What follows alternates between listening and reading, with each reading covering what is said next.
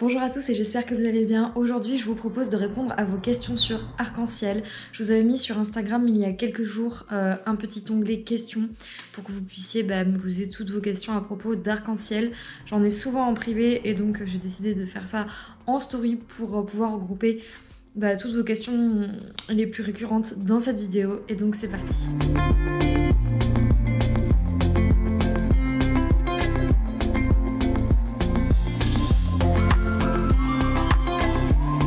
La première question que vous me posez souvent, c'est pourquoi je l'appelle Arc-en-Ciel, parce que nombre d'entre vous savaient déjà en fait que quand j'ai récupéré Arc-en-Ciel, il n'avait pas de nom. Sur son carnet, il s'appelait numéro 10, donc un type de code barre.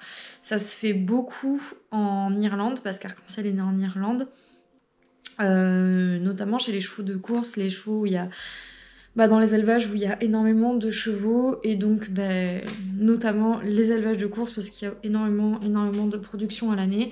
Ils s'embêtent pas à donner des noms parce que s'ils ont 150 poulains, 150 naissances à l'année, ils vont pas donner 150 noms différents, donc ils donnent des numéros. En Allemagne, ils font ça aussi, je sais, pour certains chevaux de dressage et ça m'est déjà arrivé de voir ça en Espagne aussi sur les pures races espagnoles. Mais du coup, c'est nous qui avons choisi le nom Arc-en-Ciel et j'avais proposé ça à ma mère parce que je trouvais que c'était mignon, que c'était joli, comme lui en fait. Et ce cheval, c'est vraiment un petit rayon de soleil et du coup, Arc-en-Ciel, ça lui convenait très bien. Et ma mère a rajouté d'Irlande parce qu'il est né en Irlande, donc il s'appelle Arc-en-Ciel d'Irlande et c'est à cause de ça. Voilà, parce que sinon il n'avait pas de nom. Question numéro 2, et ça on me le demande souvent, pourquoi a-t-il été réformé? En fait, il a été réformé à 2 ans et demi parce qu'il est tombé lors d'un entraînement, il a eu un accident. Et son sabot, son antérieur, alors que je ne me trompe pas, c'est le droit, son antérieur droit s'est fêlé en deux comme ça en fait. Et enfin comme ça j'exagère, mais c'était fêlé en deux pratiquement jusqu'à la couronne. Et il a eu une chirurgie pour pouvoir respirer, c'est-à-dire qu'ils ont été obligés de lui faire un trou par ici dans la trachée pour qu'il puisse respirer parce qu'il ne pouvait plus respirer. Et le truc c'est qu'il y avait trop de temps de soins et de réadaptation et le propriétaire et l'entraîneur ont préféré et pris la décision de le réformer. De base il était censé partir à l'abattoir et c'est son palefrenier qui l'aimait beaucoup parce qu'Arc-en-Ciel est très attachant et il parle beaucoup. Donc son palefrenier qui était très attaché à lui a décidé en fait, il a rien décidé du tout, mais il a proposé au propriétaire et à l'entraîneur de le placer dans une association pour pouvoir lui permettre de vivre et d'aller chez des gens, d'être placé ou d'aller faire du loisir autre que l'abattoir en tout cas. Et c'est comme ça qu'il est arrivé chez nous. Tu ne le montes pas. Alors celle-là, je crois que c'est la question qu'on me pose le plus en fait. Parce que moi j'ai 3 chevaux, Da Vinci, Romero, Arc-en-Ciel. Je les monte tous sauf Arc-en-Ciel. Pourquoi? Parce que... Pourquoi? En fait, souvent, pourquoi je réponds pourquoi je le montrais. Il a pas spécialement envie, je crois. En fait, il vit sa vie, il est au pré, il va au box, on s'occupe de lui, etc. Et en fait, les fois où je l'ai monté, bon, il était bien, hein, il savait faire des choses. Enfin, il savait faire des choses, je lui ai appris à faire des choses. Mais je sentais que c'était pas ce qui le motivait le plus. Il y a des chevaux, par exemple, comme Da Vinci. Quand on le monte, il est content parce qu'il se défoule. C'est un poney, il a besoin de beaucoup se défouler. Et quand on le monte, il a l'impression qu'on lui porte plus d'attention qu'aux autres. Alors que pourtant, quand il est au box, c'est déjà à lui que je porte le plus d'attention. Mais il y a des chevaux comme ça qui ont besoin d'être montés. Et il y a des chevaux comme Arc-en-Ciel qui n'ont pas spécialement envie d'être montés. Alors besoin, pour l'instant il est jeune. C'est vrai que ça lui ferait pas de mal d'être monté un petit peu, histoire de travailler le muscle, etc. Mais c'est vrai qu'il est en très bon état. Et donc non, je ne le monte pas parce que j'ai pas le spécialement le temps. Lui, il a pas spécialement envie. Ça pourrait se faire, mais bon, voilà, c'est tombé comme ça et c'est resté comme ça en fait. Est-ce que tu aimerais le monter? Alors du coup, oui. Si jamais j'avais le temps de bosser 3 chevaux entre mes études, faire les box, nettoyer les écuries, etc. Si j'avais le temps de travailler 3 chevaux, oui, ça me ferait plaisir de le monter. Surtout que c'est un cheval qui pourrait être vraiment incroyable. Mais c'est vrai que comme il a pratiquement jamais rien fait, il y aurait tout à reprendre et ce serait extrêmement long. Il y aurait beaucoup de travail. Après, c'est pas impossible, c'est sûr, mais c'est juste que des fois, je me dis, je vais le bosser, je vais vouloir lui apprendre à faire des choses. Si il est pas bien, je vais vouloir qu'il le fasse bien. Et après, quand il va être bien, je vais vouloir le sortir. Et est-ce qu'il a envie de sortir? Je suis pas sûre. Donc c'est vrai que pour l'instant, bon, bah, ça traîne un peu comme ça. Mais oui, sinon, c'est pas que j'ai pas envie de le monter, j'aimerais bien le monter. C'est juste que c'est comme ça et que ça convient comme ça pour lui. Donc voilà. Où l'as-tu récupéré? Alors on l'a récupéré via une association qui s'appelle Sauve qui peut, j'en avais déjà parlé dans ma vidéo de présentation de Arc-en-Ciel. Je vous remettrai le lien dans la description du coup si vous voulez aller voir. C'est une association qui sauve des trotteurs et des pur sang, majoritairement des trotteurs réformés de course. Il y en a des très jeunes, il y en a des plus vieux, mais souvent ils sont très jeunes, c'est-à-dire entre 2 ans et demi et 5 ans. Même entre des fois 18 mois et 5 ans. Donc des chevaux qui ont été réformés, qui sont pas passés à l'entraînement ou qui ont couru et qui n'ont pas été bons pour la course. Donc on l'a récupéré via cette association là parce que ma mère connaissait bien la propriétaire de l'association. Ça faisait longtemps qu'Arc-en-Ciel était à l'assaut et personne ne le voulait parce que il y avait 2 photos et les photos étaient pas très vendeuses. Et les gens le trouvaient moche et ils le voulaient pas. Voilà. En fait, il était juste décharné, plein de terre et en croissance parce qu'il avait 2 ans. Donc personne n'en voulait, ça a traîné, on a fait tourner l'annonce sur je ne sais combien de sites. On avait mis même des prospectus dans la société de mon père pour que les clients le voient, si jamais il y en avait qui étaient intéressés, etc. Parce qu'on connaissait pas mal de cavaliers, des choses comme ça. On en a parlé dans les centres équestres qu'on connaissait, etc. Personne n'en voulait. Jusqu'à ce qu'un matin, la propriétaire de l'association nous appelle en nous disant bon voilà, le propriétaire en a marre d'attendre. Y a un camion qui vient ce matin chercher Arc-en-Ciel, il part à l'abattoir avec les autres. Enfin, Arc-en-Ciel, numéro 10. Du coup, on s'est regardé avec ma mère et puis on a dit non. Appelle ton camion, dis-lui qu'il fasse demi-tour, c'est notre camion qui vient le chercher. Voilà, et du coup, c'est comme ça qu'on l'a eu à la maison. Quelle est sa nourriture préférée? Alors ça c'est une question, j'aime bien les questions comme ça, je trouve ça marrant. Arc-en-Ciel aime absolument toutes les nourritures qui existent. Tout ce qui est comestible par les chevaux est comestible par Arc-en-Ciel.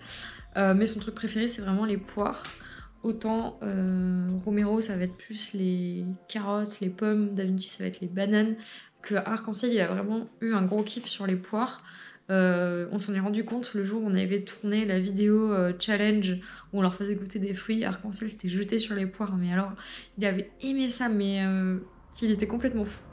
Et c'était vraiment trop drôle, donc du coup quand j'ai des poires à chaque fois je lui en garde pour lui. Et il adore vraiment beaucoup les poires. Quelle est sa race? Alors, comme j'ai des chevaux de dressage, souvent on me dit mais Arc-en-Ciel qu'est-ce que c'est sa race? Arc-en-Ciel est un pur sang. Et c'est un pur sang irlandais. Donc en fait, vous avez les pur sang anglais, etc. Et Arc-en-Ciel, c'est vraiment un pur sang irlandais. Quelle est la différence exactement avec pur sang et pur sang anglais? Je ne sais pas. Est-ce que c'est le fait qu'il soit né en Irlande? Peut-être. Est-ce qu'il y a une différence dans la race? J'en sais rien. Mais en tout cas, il est noté pur sang irlandais sur les papiers. Après, j'imagine que ça peut être comme les chevaux nordiques, de dressage où on fait une différenciation de studbook entre cheval de sang belge, cheval de sang néerlandais, cheval de sang allemand, nanana, etc.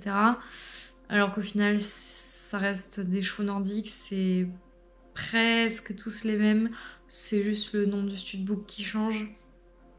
Mais je ne sais pas, s'il y a quelqu'un qui connaît la différence, s'il y en a une entre pur sang anglais et pur sang irlandais, n'hésitez pas à me le dire. Je ferai mes petites recherches de mon côté, je vous poserai peut-être en commentaire. Parce que le fait qu'on m'ait posé la question, vous voyez, finalement, ça m'intéresse de savoir. Mais oui, sinon c'est un pur sang. Alors ensuite on m'a demandé comment il était au début quand je l'ai eu et est-ce que c'est facile du coup de prendre un réformé ou pas. Alors je sais qu'il y a beaucoup de gens qui se tournent vers les réformés parce que c'est l'occasion de sauver un cheval et en plus d'avoir un cheval de sport pour beaucoup moins de 5000 € parce que les chevaux de sport ça coûte une fortune et que certaines personnes ont un très bon niveau, ont complètement la patience et le courage de s'occuper d'un cheval et d'en avoir un, etc. Mais on n'a pas tous forcément 50 000 € à mettre dans un cheval de sport. Pour ça, les réformés sont très bien. En plus, comme je disais, c'est l'occasion de sauver un cheval. Par contre, c'est pas facile. C'est-à-dire que déjà, souvent ils sont très jeunes. Et moi, ceux que j'ai eus, alors c'est pas le cas de tous, mais moi, ceux que j'ai eus, ils étaient brisés mentalement. C'est-à-dire que, alors on en a un qui à 6h du matin faisait son entraînement tout seul dans le pré. Quand on allait dans le pré, il nous chargeait, au box il mordait, enfin il était tout le temps sur la défensive. Romorantin, lui, il se laissait carrément pas approcher en fait. Il était attaché au licol, ça allait. Et quand on le lâchait au pré, il se barrait. Et après, on pouvait même pas en fait, en mettant la main comme ça, même avec de la nourriture dedans, il venait, il prenait vite le truc et après il reculait, il reculait pendant 40 mètres. C'était impossible de l'attraper.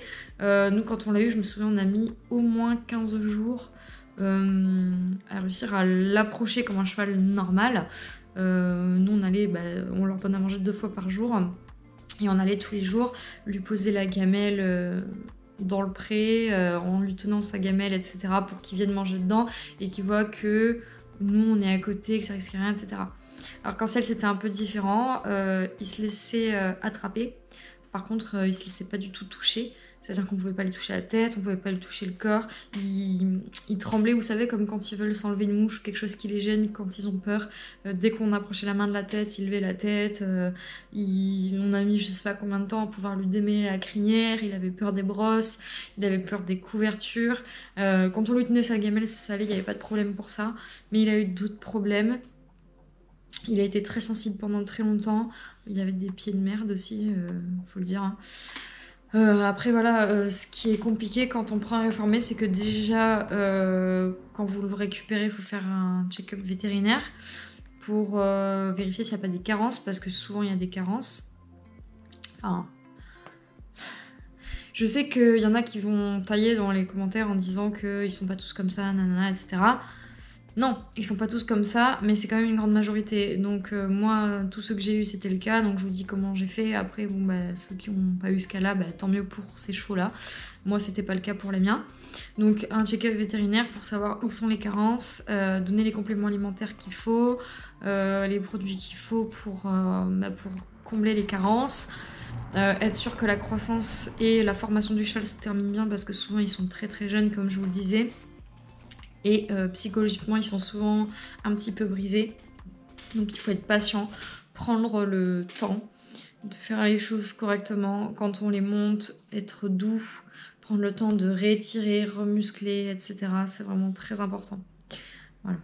Si tu le montais, tu penses qu'il serait bon dans quelle discipline? Alors, je sais pas trop vous dire parce que je l'ai pas monté assez pour savoir, et surtout quand je l'ai monté, j'avais pas mon niveau actuel. Moi, je pense qu'il pourrait être bon en saut ou en dressage. Alors, en dressage, c'est sûr. Parce que, bon, maintenant, moi, je sais faire beaucoup de choses en dressage, donc je lui ferai faire ce que je sais faire avec Da Vinci, ce que je commence à faire à Romero. Et donc, il finirait par avoir un bon niveau de dressage. Après, il a quand même un corps de sauteur, naturel, je veux dire. Parce que un corps de cheval de dressage, un corps de cheval de saut, etc., ça se fabrique. C'est-à-dire que vous pouvez très bien prendre un cheval qui a pas un corps de dresseur au début, du moment qu'il est plus ou moins bien équilibré, qu'il n'a pas de problème, avec le muscle, le travail, etc., ça s'oriente plus ou moins. Après, c'est vrai qu'il pourrait être orienté, on pourrait le réorienter dressage, mais là, de naturel, c'est vrai que je le verrais bien en saut. Après, le saut, bon, moi, c'est pas une discipline qui m'intéresse vraiment. J'aime bien regarder, par contre. J'aime beaucoup regarder le CSO. J'aime beaucoup regarder les grands prix, indoor, etc. Ça, je trouve ça magnifique à regarder. Par contre, à faire, moi, je sais pas. En fait, j'en ai fait beaucoup quand j'étais jeune. Et si vous voulez, ça me donne pas d'adrénaline. Ça me donne pas de... Enfin... Si, on saute un obstacle, machin, alors il y a du travail autour, etc. Mais je trouve que le dressage, si vous voulez, dans la complexité, c'est pas que c'est plus compliqué, mais il y a plus de choses. Le saut, c'est compliqué, mais c'est une seule orientation. Que le dressage, c'est compliqué, mais il y a plusieurs orientations. Et c'est ça qui m'intéresse, en fait, dans la complexité, dans le sens où il y a beaucoup de choses. Peut-être la pluralité, faudrait dire. Je sais pas comment vous expliquer, j'espère que vous avez compris. Mais le dressage m'intéresse plus, du coup, à cause de ça.